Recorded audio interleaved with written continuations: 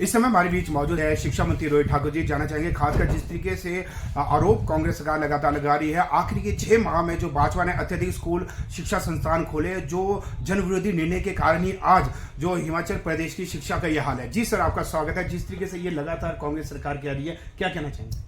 आपका सबसे पहले आपका बहुत बहुत धन्यवाद। मैं समझता हूँ भारतीय जनता पार्टी की सरकार के पूरे 5 वर्ष के कार्यकाल के दौरान हमारी जो क्वालिटेटिव एजुकेशन जिसके बारे में हिमाचल प्रदेश जाना जाता था, उसमें मैं समझता हूँ निरंतर आपका स्तर गिरता रहा और मात्र चुनाव के समय में इनको शिक्षा विभाग की याद आई। पूरे 5 वर्ष की अवधि में अगर आप अंत के 3-4 महीने को छोड़ो, कोई भी इस तरह का फैसला नहीं लिया गया। मैं इसलिए आपको एक नहीं अनेक उदाहरण दे सकता हूँ। उदाहरण के तौर पे 22 के अंत में जहाँ हमारे को एक मैं समझता हूँ पूरी जो आर्थिक व्यवस्था विरासत मिली, वो आपके सामने 76,000 करोड़ का ऋण, लगभग कोई 10,500 करोड़ के आसपास की देनदारी हमारे पेंशनर्स की, हमारे कर्मचारियों की डीए और एरियर्स के रूप में पड़ी थी। इसी तरह से हमारे अन्य क्षेत्र जिसमें आपका शिक्षा भी महत्वपूर्ण क्षेत्र है, इसकी भी मैं समझता हूँ एक बदतर स्थिति में हमारे को पूरी व्यवस्था मिली। लगभग कोई 15,000 से अधिक हमारे शिक्षक पद खाली थे। साथ ही साथ जो आपका नेशनल असेसमेंट सर्वे है 2021 में किया गया था, उसके अनुसार हिमाचल प्रदेश आपके जो पूरे हिंदुस्तान में जो आपका पूरी ये मैं समझता हूँ असेसमेंट की कि उसमें हम 21वें स्थान पे पहुंच चुके हैं। जी, एक समय था जब हिमाचल प्रदेश को विशेषकर शिक्षा के क्षेत्र में बड़े आदर के साथ मैं समझता हूँ हमारा सर्वांगीण जो विकास हुआ है शिक्षा के क्षेत्र में, अग्रणी प्रदेशों में जाना जाता था। 21वें स्थल पे पहुंच चुके हैं। असर की रिपोर्ट जो आपकी 2023 में आई थी, उसके अनुसार 9वीं का बच्चा आपका सेकंड का सिलेबस नहीं, उसकी जानकारी नहीं है उसे, तो कितना मैं समझता हूँ दुर्गति क्वालिटेटिव एजुकेशन में पिछली सरकार के कार्यकाल के दौरान हुई है। और वर्तमान सरकार ने जहाँ पद भरने की बात थी, वहाँ पर भी मैं समझता हूँ अगर आप हायर एजुकेशन की बात करेंगे, अधिकतर आपके कॉलेज लगभग कोई 105 कॉलेज थे जो भाजपा सरकार के पूरे 5 वर्ष के कार्यकाल के दौरान बिना प्रिंसिपल के रहे। नई नियुक्तियां तो दूर की बात रही, इनसे डीपीसी भी करवाने में विफल रहे। हमने जहां लगभग कोई 80 से अधिक आपके प्रिंसिपल्स आपके डीपीसी के माध्यम से उनको प्रमोशन पिछले वर्ष मिली है। इसी तरह से 19 हमारे डायरेक्ट रिक्रूटमेंट के माध्यम से भी हमने अपने गवर्नमेंट डिग्री कॉलेजेस में हमारे प्रिंसिपल्स की नियुक्तियां हुई।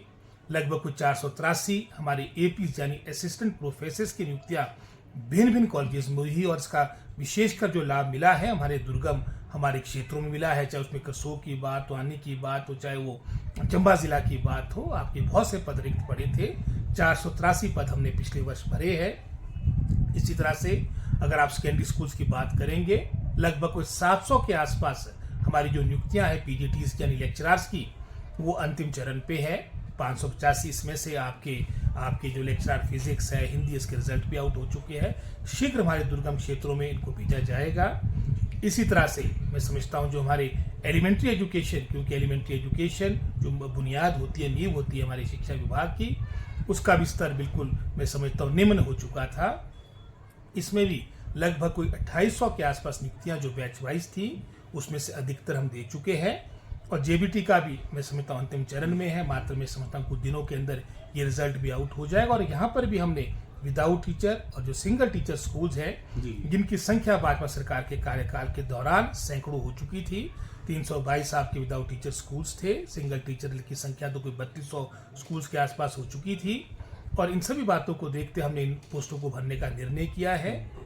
जहाँ भाजपा सरकार के कार्यकाल के दौरान मैंने रैंकिंग की व्यवस्था आपके सामने की, प्रिंसिपल्स नहीं भर पाए, अधिकतर आपकी पोस्टें 15,000 से अधिक आपकी रिक्त पड़ी थी। मात्र चुनाव से कुछ महीने पहले आपने 2 दर्जन कॉलेज खोल दिए।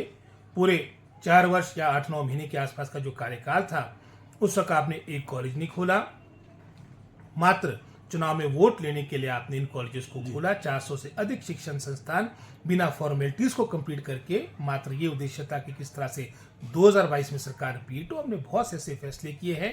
एकेडमिक सेशन के दौरान ट्रांसफर ही ना हो, प्राइमरी स्कूल में आपकी इंग्लिश को अनिवार्य करना, प्रारंभ करना, ये भी एक महत्वपूर्ण निर्णय था।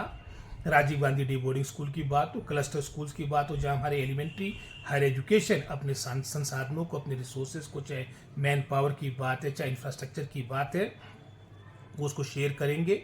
आपके स्कूल ऑफ एक्सीलेंस हमने लगभग कोई 850 के आसपास चिन्हित कर दिए हैं। हमारे स्टेट से टीचर्स आपके विदेश जा रहे हैं।